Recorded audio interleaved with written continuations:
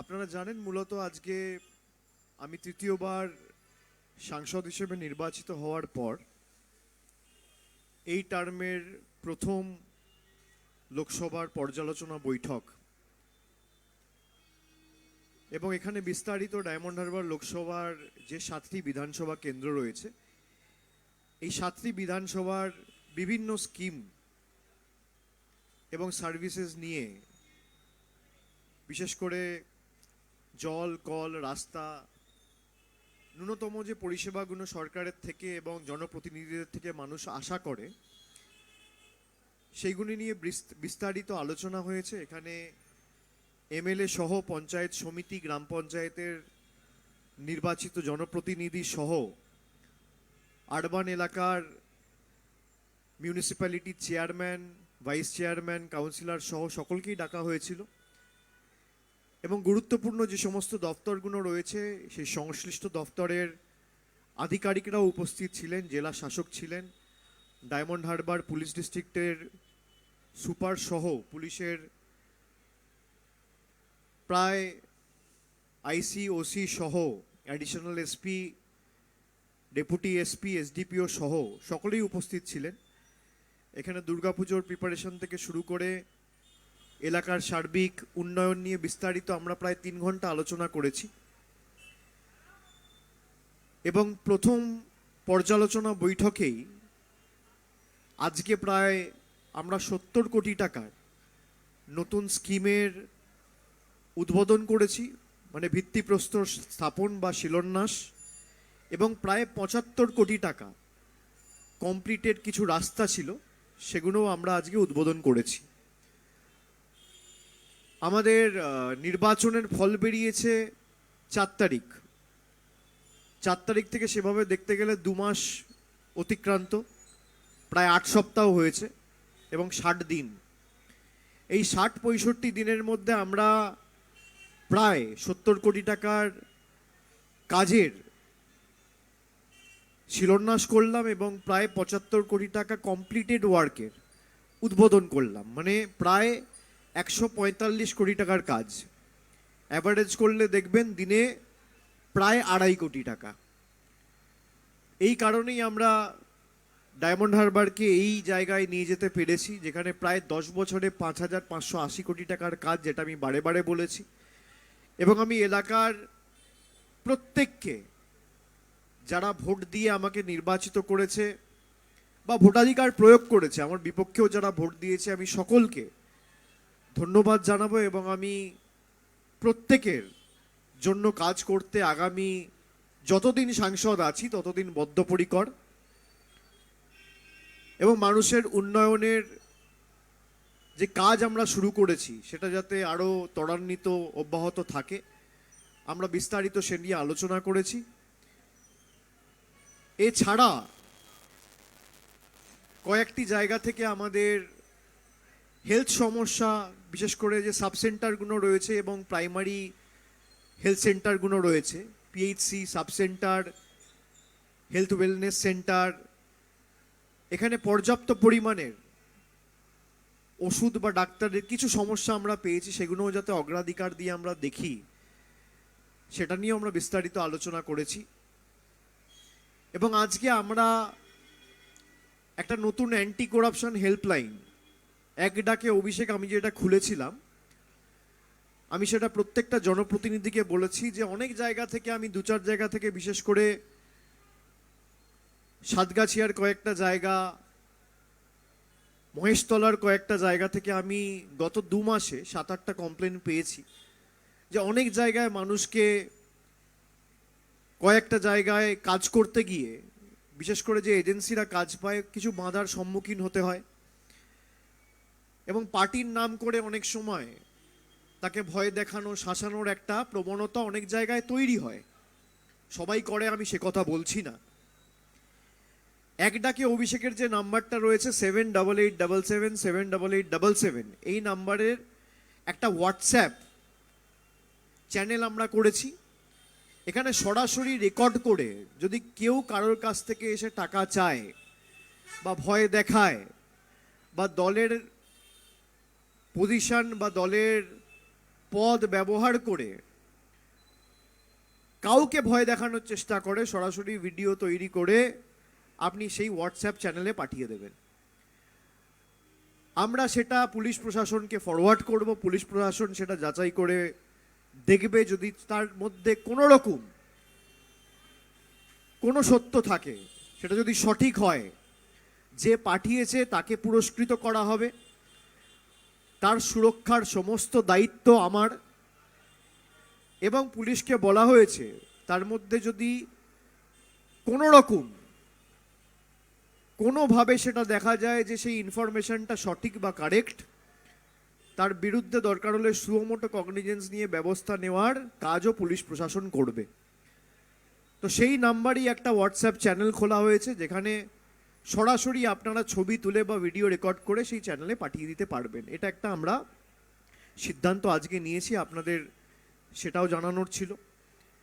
এছাড়া বাকি যে কাজগুলো চলছে, ওল্ড এজ পেনশন আপনারা জানেন আমরা ঘোষণা করেছিলাম গত বছর প্রায় ৭৫,০০০ নতুন লোকেদের আমরা, বিশেষ করে যাদের ৬০-এর ঊর্ধ্বে বয়স, সেই সমস্ত প্রবীণ নাগরিকদের আমরা ওল্ড এজ পেনশনের ব্যবস্থা করে দিয়েছিলাম। এবং আমরা কোনো রকম কোনো রাজ্য বা কেন্দ্র সরকারের সহযোগিতা ছাড়া একমাত্র লোকসভা কেন্দ্র যেটা করে দেখিয়েছিলাম। পরবর্তীকালে রাজ্য সরকার অনেক লোককে এই ৭৫,০০০-এর মধ্যে ওল্ড এজ পেনশন তালিকায় নথিভুক্ত করেছে, তাদের নাম রেজিস্ট্রেশন করেছে, এবং যারা সরকারিভাবে তাদের নাম নথিভুক্ত করতে পারেনি তাদেরকে এখনো আমরা ওল্ড এজ পেনশন দিচ্ছি। কোভিডের সময় আমরা যে কাজগুলো করেছিলাম আপনারা জানেন, দেখেছেন। এবং দুর্গাপুজো নিয়ে আমি আগের বছর একটা ঘোষণা করেছিলাম যে আপনারা, আমার মিটিং মিছিল যখনই কোনো কর্মসূচি হয় আপনারা সকলে থাকেন, আপনারা শুনেছেন যে আমি আগেরবার বলেছিলাম যে যখন দুর্গাপুজোয় আমরা বস্ত্র মানুষকে উপহার দিই এবং মানুষের জন্য সেই বস্ত্রগুলো আমরা বিভিন্ন জায়গায় বিভিন্ন ব্লকে পাঠাই, অনেক সময় সেগুলো দিতে গিয়ে একটা বিশৃঙ্খল পরিবেশ তৈরি হয়। কোথাও হয়তো ৫,০০০ শাড়ি দেওয়ার কথা, সেখানে ভিড় এত হয়ে গেছে যে ৫,০০০-এর শাড়ি নেওয়ার কথা যার, তারা তো এসছেই, সেখানে আরও অ্যাডিশনাল প্রায় ১০-১৫,০০০ লোক চলে এসছে। আমরা সে কারণে সিদ্ধান্ত নিয়েছিলাম যে বস্ত্র বিতরণ অনুষ্ঠান আমরা ২০২৪ থেকে আর করব না। বাড়িতে বাড়িতে গিয়ে আমাদের প্রতিনিধিরা বস্ত্র দিয়ে আসবে, যাতে সত্যিই কাপড়ের প্রয়োজন, পুজোয় নতুন কাপড় পরবে, বা কারোর একটা গেঞ্জির প্রয়োজন, কারোর একটা নতুন জামার প্রয়োজন, কারোর একটা নতুন শাড়ির প্রয়োজন, আমাদের কর্মীরা গিয়ে তাদের বাড়িতে তাদের হাতে দুর্গাপুজোর আগে, পুজোর প্রাক্কালে সেই উপহার তুলে দিয়ে আসবে। সেই সিদ্ধান্তটাও আমরা নিয়েছি। যদিও প্রশাসনিক সভা বিস্তারিত আলোচনা আমরা এই মিটিংয়ে করিনি, আমরা খালি সিদ্ধান্তটা নিয়েছি। এ নিয়ে বিস্তারিত এমএলএ সহ, ব্লক প্রেসিডেন্ট সহ তাদেরকে যা অনুরোধ করা বা আমার তরফ থেকে যে গাইডলাইনগুলো দেওয়ার, সেগুলো আমি ২-৪ দিনের মধ্যে পাঠিয়ে দেবো। কিন্তু বস্ত্র বিতরণ অনুষ্ঠানের জায়গায় আমরা সিদ্ধান্ত নিয়েছি যে প্রত্যেকটা মানুষের বাড়িতে আমাদের প্রতিনিধিরা গিয়ে নতুন কাপড় দুর্গাপুজোর আগে পৌঁছে দিয়ে আসবে। এই ২-৪-৫টা আমরা মেন সিদ্ধান্ত আজকে নিয়েছি।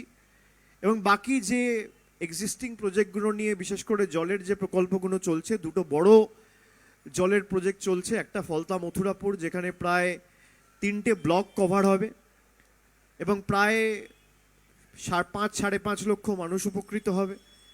সেই কাজটার ডেডলাইন আমরা রেখেছি এবছরের ডিসেম্বর মাস, যেটা আমি নির্বাচনের আগেও কথা দিয়ে এসেছিলাম যে এবছরের শেষের আগে আমরা এই কাজটা সম্পূর্ণ করব।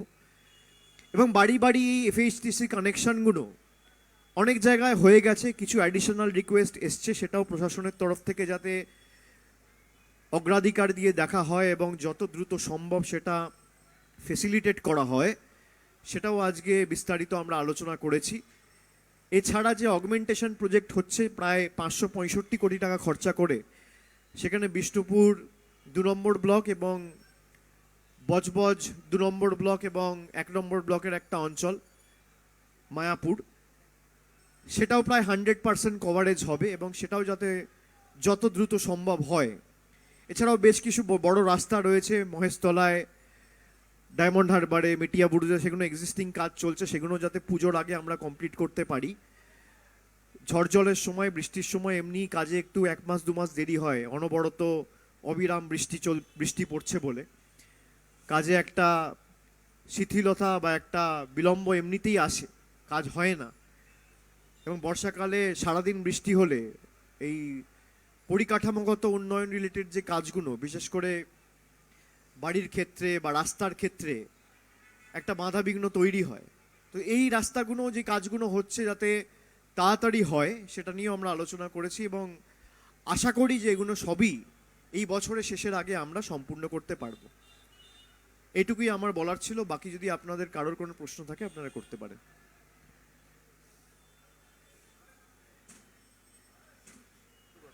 এই যে পুরস্কৃত করা হবে, এই টাকার অ্যামাউন্টটা কি 50,000 বা সেটা আমি বললাম, এটা যেহেতু দলের সিদ্ধান্ত, এটা প্রশাসনিক মিটিং বলে আমরা আলোচনা করিনি। এটা 50,000 হবে না 25,000 হবে না 30,000 হবে না 1 লাখ হবে, আমরা 2-4 দিনের মধ্যে সিদ্ধান্ত নিয়ে আপনাদের জানাবো। কিন্তু পুরস্কৃত করা হবে এবং পুরস্কৃত থেকেও বড় খবর, অনেকে ভয় পায় বলতে যে আমার নাম বা আইডেন্টিটি যদি ডিসক্লোজ হয়ে যায় তাহলে আমার সুরক্ষা নিয়ে সমস্যা হবে। তার সুরক্ষার দায়িত্ব আমাদের, কারোর কোনো অসুবিধা হবে না। প্রশাসন দরকার হলে তাকে সুরক্ষা দেবে, আমরা নিজেরা তাকে সুরক্ষা দেবো।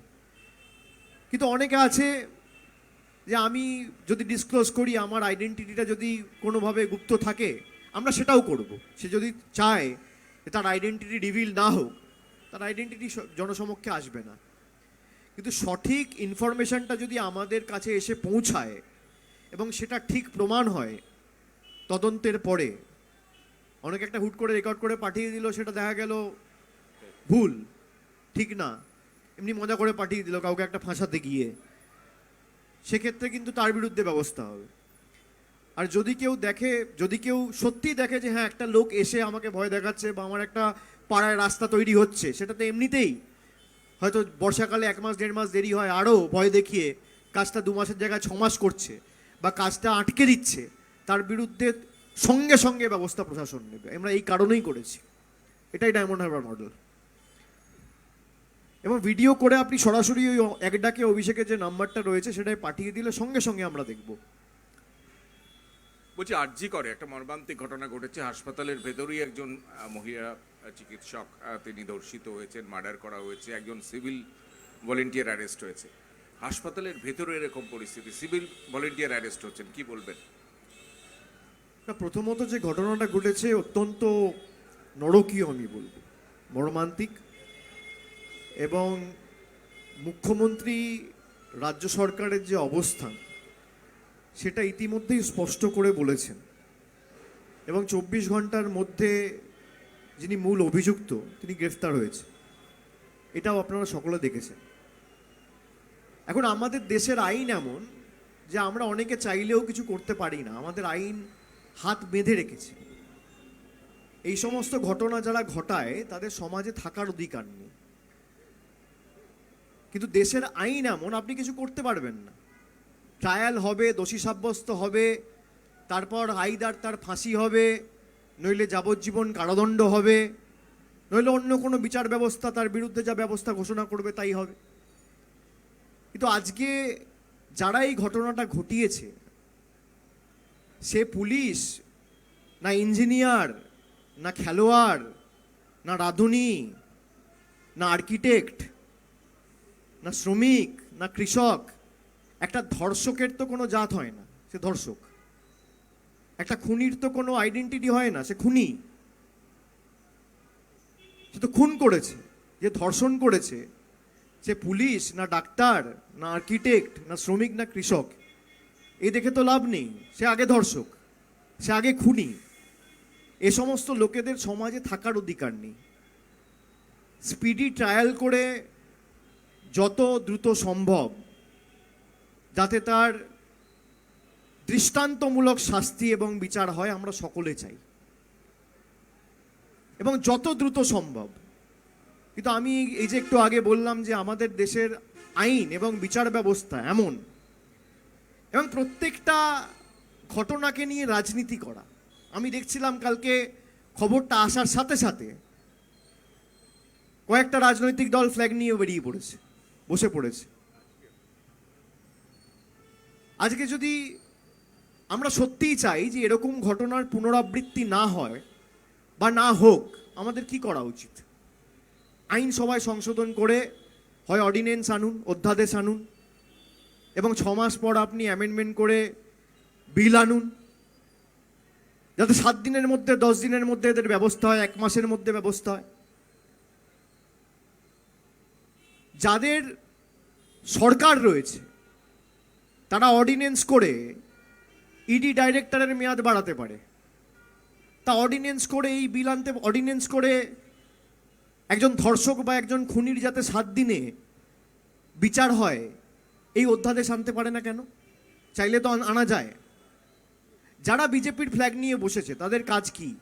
তাদের উচিত তাদের যে দল ক্ষমতায় রয়েছে, তাদের যে নেতৃত্ব রয়েছে, তাদের সকলকে চিঠি লিখে তাদেরকে বলা যে আপনারা এমন একটা আইন আনুন যাতে 7 দিনে এরকম দোষী ধর্ষক খুনিদের বিচার হয়। তৃণমূলের উচিত কি? তৃণমূলের উচিত সেই বিলকে সমর্থন করা। কংগ্রেসের উচিত কি? সেই বিলকে সমর্থন করা। সিপিএম এর উচিত কি? সেই বিলকে সমর্থন করা। না করে আমরা রাজনীতি করছি। আমাদের সমাজ এমন যে কোনো ঘটনা না ঘটলে আমাদের ঘুম ভাঙে না। নির্ভয়া হয়েছিল 2012 সালে দিল্লিতে, আপনি বলুন তো। তারপরে একের পর এক ঘটনা, সে উত্তরপ্রদেশে ঘটুক, মহারাষ্ট্রে ঘটুক, কর্ণাটকায় ঘটুক, গুজরাটে ঘটুক বা বাংলায় ঘটুক, সমাজের পক্ষে তো লজ্জাজনক, দুর্ভাগ্যজনক, নরকীয়। কেন 5 বছর 6 বছর লাগবে ট্রায়াল হতে? আজকে যেই ঘটনাটা ঘটালো, আপনারা মনে করেন তার সমাজে বেঁচে থাকার অধিকার রয়েছে? একজন মায়ের কোল খালি করলো, একজন বাবা তার কন্যা হারালো। একজন বাবার কাছে তার কন্যার দাম কি একজন বাবাই জানে। একটা মায়ের কাছে তার সন্তানের দাম কি, তার মেয়ের দাম কি, তার ছেলের দাম কি একজন মা জানে। তার যদি ভাই থাকে, সে দিদি হারালো, বা বড় দাদা থাকে, সে বোন হারালো, এর বিচার কি করবে? এর বিচার করবে রাজনৈতিক দলেরও যেমন দায়িত্ব রয়েছে, সংবাদ মাধ্যমেরও দায়িত্ব রয়েছে, জুডিশিয়ারিরও দায়িত্ব রয়েছে, লেজিসলেটরেরও দায়িত্ব রয়েছে, সবার দায়িত্ব রয়েছে। সমষ্টিগতভাবে সবাইকে করতে হবে। সব কিছু নিয়ে রাজনীতি কেন? বিজেপির ফ্ল্যাগ ধরে বসে পড়লো সঙ্গে সঙ্গে, কি না সিবিআই দাবি চাই, সিবিআই ইনকোয়ারি করতে হবে। সিবিআই ইনকোয়ারি করে মেয়েটা ফিরে আসবে যার প্রাণ গেল? আপনি আশ্বস্ত করে বলতে পারবেন যে এর পুনরাবৃত্তি হবে না, যারা বিজেপির ফ্ল্যাগ নিয়ে, সিপিএম এর ফ্ল্যাগ নিয়ে করছে? আমি তো বলছি আমাদের ঘুম ভাঙে না একটা ঘটনা না ঘটলে। এটা যদি উত্তরপ্রদেশ হতো, ডেড বডিটাও পাওয়া যেত না। হাতরাসে কি হয়েছিল মনে আছে? ধর্ষণ করে, খুন করে পুড়িয়ে দেওয়া হয়েছিল, তারপরে বন্ধ হয়েছে। আমাদের দৃষ্টিভঙ্গিতে যদি আমরা পরিবর্তন না আনি, আইনসভায় যদি আইন আমরা তৈরি না করি, কোনোদিন এর পরিবর্তন হবে না। এবং প্রশাসনকে আমি অনুরোধ করব, মুখ্যমন্ত্রী ইতিমধ্যেই বলেছে, পুলিশ 24 ঘন্টার মধ্যে ব্যবস্থা নিয়েছে। বিশেষ করে এই যে হাসপাতালগুলিতে রাত্রি 9টা-10টার পর এই ঘটনাটা ঘটেছে, খুব সম্ভবত রাত্রি 2টো বা 3টে, এই যে অবাধ যাতায়াত মানুষের, এর উপরও নজরদারির প্রয়োজন রয়েছে। কেন একটা হাসপাতালে রাত্রি 9টা-10টার পর যে পারবে ঢুকবে? এরও একটা মেকানিজম থাকা উচিত। আজকে সেখানে সিসিটিভি ক্যামেরা ছিল বলে দোষীকে ধরা গেছে। এন্ট্রি এক্সিটের যে করিডোরগুলো, সেগুলো দেখে যে মূল অভিযুক্ত তাকে ধরা গেছে। এবং আমি মনে করি আইনসভায় এমন কঠোর আইন আনা দরকার যেখানে 7 দিনের মধ্যে এই খুনি এবং ধর্ষকদের একদম এনকাউন্টার করে মারা উচিত। আমি একদম দ্ব্যর্থহীন ভাষায় বলছি, কেন আপনি 5 বছর, 6 বছর, 7 বছর ধরে ট্রায়াল চালাবেন মশাই? একটা লোককে আন্ডার ট্রায়াল একটা প্রিজনারকে আমি যদি 7 বছর জেলে রাখি, আমার রোজ যদি তাকে থাকাতে আর খাওয়াতে দিনে 200 টাকা খরচা হয়, তাহলে 1 মাসে 6,000 টাকা খরচা হয়, 1 বছরে 73,000 টাকা খরচা হয়। 5 বছর যদি একটা লোককে আমি জেলে রাখি, সে মহারাষ্ট্র হোক বা উত্তরপ্রদেশ হোক বা বাংলা হোক বা গুজরাট হোক বা কর্ণাটকা হোক বা তামিলনাড়ু হোক বা কেরল হোক বা আসাম হোক, প্রতি বছর তার লালন পালন করতে 73,000 টাকার খরচা। 5 বছর সে যদি আন্ডার ট্রায়াল থাকে তাহলে 3.5 লাখ টাকা খরচা। 7 বছর থাকলে 5 লাখ টাকা খরচা। কেন 5 লাখ টাকায় 3টে গরিব মানুষের বাড়ি হবে? কেন তার বিরুদ্ধে ব্যবস্থা হবে না 7 দিনে? কেন্দ্র সরকার পারে না? যাদেরকে মানুষ ক্ষমতা দিয়েছে, ম্যান্ডেট দিয়েছে, তারা বিল আনতে পারে না? পারে। বিজেপি কি পারে? বিজেপি বিল আনতে পারে। তৃণমূল কি পারে? সেই বিলকে সমর্থন করে যাতে এই ঘটনার পুনরাবৃত্তি না হয় সেটা করতে পারে, এবং এমন বিল আনতে হবে যেখানে সার্কামস্ট্যান্সিয়াল এভিডেন্স আপনার এগেনস্টে। এমন না যে ট্রায়াল ছাড়া, কোনো রকম কোনো এভিডেন্স ছাড়া আপনি 7 দিনে এনকাউন্টার করে বা একদম ফাঁসির মঞ্চে নিয়ে গিয়ে তাকে ফাঁসিতে ঝুলিয়ে দিলেন। সার্কামস্ট্যান্সিয়াল এভিডেন্স, পারিপার্শ্বিক প্রমাণ বা তথ্য যখন তার বিরুদ্ধে রয়েছে। আপনি ধরুন আজমাল কাসাব, ভাই ক্যামেরায় ক্যাপচার হয়েছে, ভিডিও রয়েছে যে গুলি চালাচ্ছে, তারপর 4 বছর ধরে তাকে খাইয়ে পরিয়ে রেখে তার উপর 5 লাখ 6 লাখ টাকা খরচা করে তাকে ফাঁসির মঞ্চে নিয়ে যাবেন কেন? এই 5 লাখ টাকায় দুটো গরিব মানুষের বাড়ি হতো। সিসিটিভিতে যদি কাউকে দেখা গেছে, তার মানে কি সার্কামস্ট্যান্সিয়াল এভিডেন্স তার এগেনস্টে। সে ঢুকেছে, তার গলায় হেডফোন ছিল, বেরিয়েছে, তার গলায় হেডফোন নেই।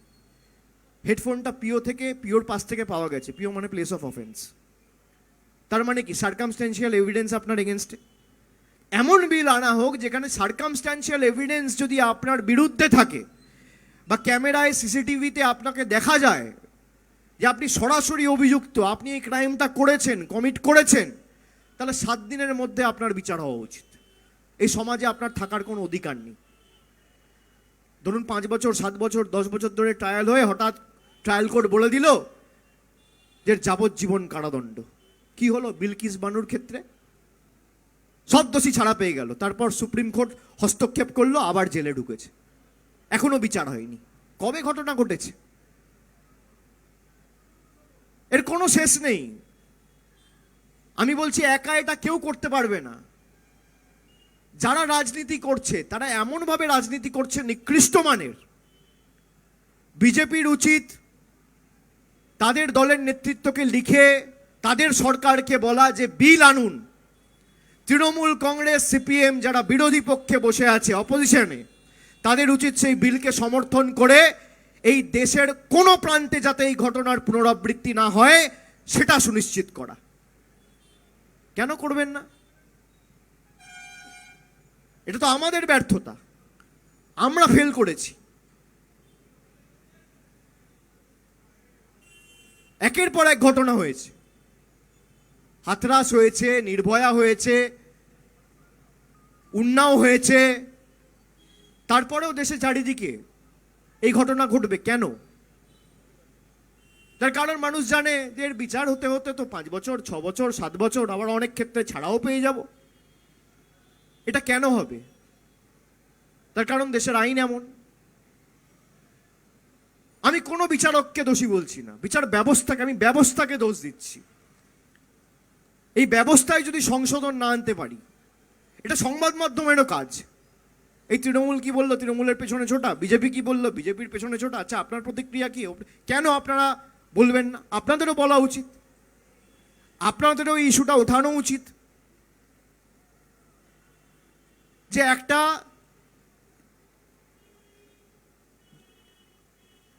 কর্তব্যরত ডাক্তার, সে ডাক্তার হোক বা অন্য কেউ হোক,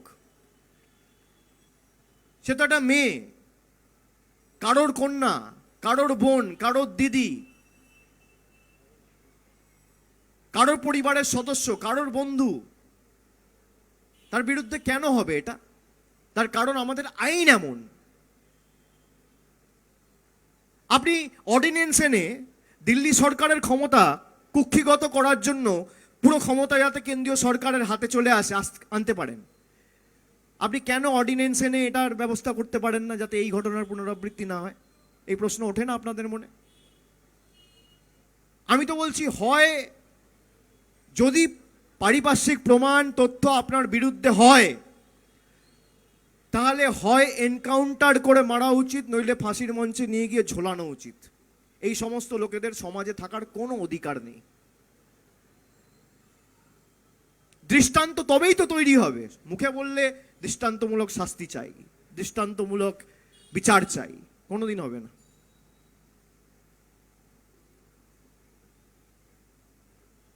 প্রত্যেকটা ঘটনার কোনো না কোনো ভাবে রং লাগানো, এটা দুর্ভাগ্যজনক।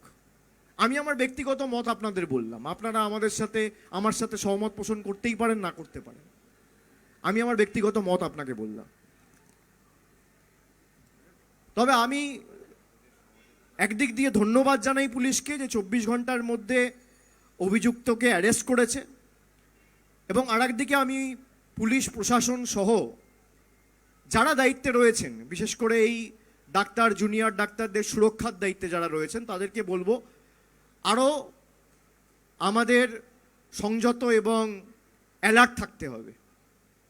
বিশেষ করে এই অবাধ ঘোরাফেরা, হাসপাতাল চত্বরে রাত্রি 10টার পর কেন ঢুকবে লোকে? ডাক্তার ছাড়া, রুগী ছাড়া কেউ থাকবে না, যারা ডিউটিতে আছে তারা যাবে, যে পাচ্ছে সে ঢুকে পড়বে। কেনই বা একজন সিভিক ভলেন্টিয়ার ঢুকবে? তার কি অধিকার রয়েছে রাত্রি 10টার সময়, রাত্রি 3টের সময় একটা হাসপাতালে ঢোকার? আরো আমাদের কঠোর হতে হবে।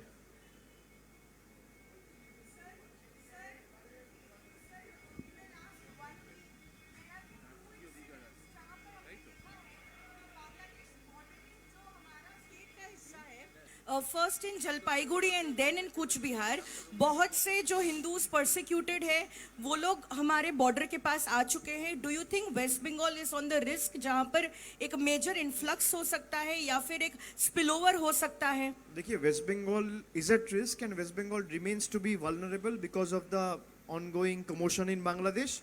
बट मुझे लगता है कि इसके ऊपर मेरा टिप्पणी करना बनता नहीं है, क्योंकि एक्सटर्नल अफेयर्स का मामला है और देश के जो केंद्र की सरकार है, ये उनका विषय है। उन्होंने एक कमेटी बनाया है और ये उनका मैंडेट बनता है कि इसको रोके और इसको ठीक तरीके से देखे। तो वो ऑलरेडी काम कर रहे हैं और इस पे मेरा टिप्पणी अलग से बनता नहीं है। If you could say the thing which has happened in RG Kor, you have been speaking in Bengali, whom do you hold responsible for this? And you spoke about a law. I hold each and every one of us responsible.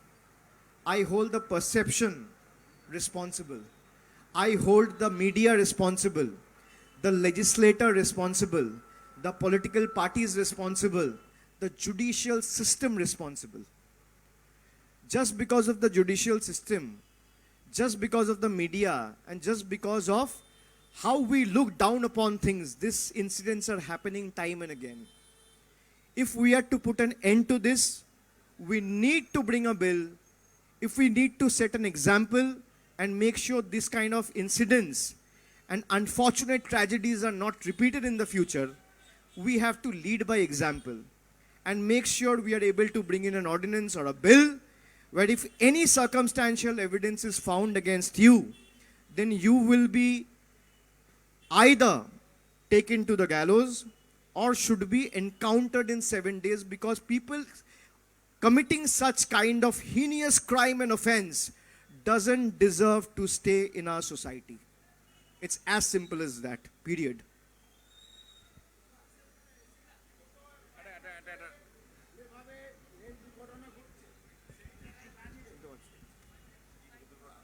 বলছি, বিগত কয়েক মাস ধরে ভারতে যেভাবে rail দুর্ঘটনা ঘটে চলেছে, সেই জায়গায় বিরোধী হয়ে আপনি কেন্দ্র সরকারের কাছে কিভাবে রেল দুর্ঘটনাটাকে আটকাতে চাইবেন বা কি প্রক্রিয়া আপনার জানার জন্য? না, এটা কেন্দ্র সরকার, দেখুন গাফিলতি তো রয়েছেই, কিন্তু কোনো রকম ঘটনা ঘটলে সেটা আমি ভবিষ্যতে কিভাবে আটকাবো বা তার পুনরাবৃত্তি যাতে না ঘটে সেটা দেখব, এই নিয়েও একটা হেলদোল থাকা উচিত। আমি সেটা আমার ভাষণে, আমি যখন বাজেটের উপর বলেছি অধিবেশন চলাকালীন, তখন আমি বিস্তারিত বলেছি এবং দুর্ভাগ্যজনক যে অ্যান্টি কলিশন ডিভাইসের উপর কোনো বাজেটে বরাদ্দ এবার নেই। তো এই যে একের পর এক দুর্ঘটনা ঘটছে, এই নিয়ে কোনো হেলদোল কেন্দ্র সরকারের নেই, এটা দুর্ভাগ্যজনক। এবং বুলেট ট্রেনের উপর এই কোটি কোটি টাকা, হাজার হাজার কোটি টাকা না খরচা করে, মানে 1 কিলোমিটার বুলেট ট্রেনের জন্য আপনার খরচা 200 কোটি টাকা। আর অ্যান্টি কলিশন ডিভাইস করতে গেলে 1 কিলোমিটার ট্র্যাকের উপর আপনার খরচা খুব সম্ভবত 10 বা 15 কোটি টাকা। তো সেটাকে অগ্রাধিকার না দিয়ে বুলেট ট্রেনকে অগ্রাধিকার দেখছে। মানে মানুষের জীবনের এদের কাছে কোনো মূল্য নেই, কোনো মূল্য নেই। 2 দিন 4 দিন অন্তর অন্তর হচ্ছে। এবং অ্যান্টি কলিশন ডিভাইস যদি থাকে তাহলে তো এই ঘটনা ঘটবে না। তো এই নিয়ে আমার যা বিস্তারিত বলার আমি বলেছি, আমি এটুকু বলতে পারি এটা অত্যন্ত দুর্ভাগ্যজনক।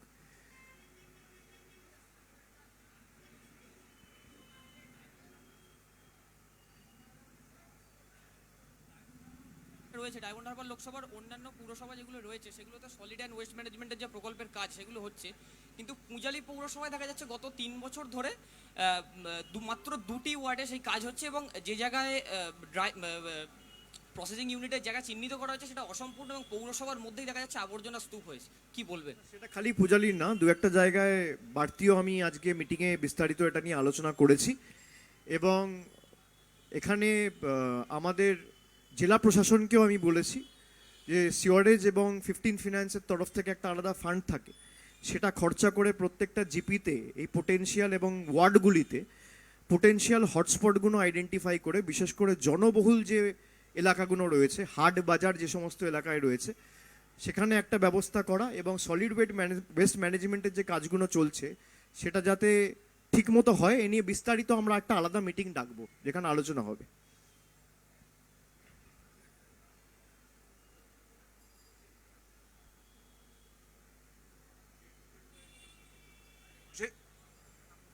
হ্যালো হ্যালো 21শে জুলাই মঞ্চে বলেছিলেন 2 মাস সময়সীমা দিয়ে, এবং তারপর আপনারা শোনা যাচ্ছে একটা ময়না তদন্ত করছেন দলে। কি নিয়ে? আচ্ছা, দলে দলে পারফরমেন্স নিয়ে এর আউটপুট কি এবং এরপর কি? আমি 21শে জুলাই বলেছি আপনারা দেখতে পাবেন, হ্যাঁ। তো আপনি অপেক্ষা করুন, দেখতে পাবেন। হ্যাঁ, 3 মাস বলেছি, 3 মাসের জায়গায় হয়তো 4 মাস হতে পারে, যেহেতু পুজো আছে, 1 মাস কিছু হয় না। সারা অক্টোবর মাস তো আপনি কিছু করতে পারবেন না। দুর্গা পুজো আছে, কালী পুজো আছে, লক্ষ্মী পুজো আছে, জগদ্ধাত্রী পুজো আছে, ওদিকে ভাইফোঁটা আছে, ছট পুজো আছে, একাধিক পুজো রয়েছে, অপেক্ষা করুন। এর ভিত্তিতে সাংগঠনিক রদবদল কি হবে? নিশ্চিতভাবে। আর কারোর কোনো প্রশ্ন? ঠিক, থ্যাংক ইউ।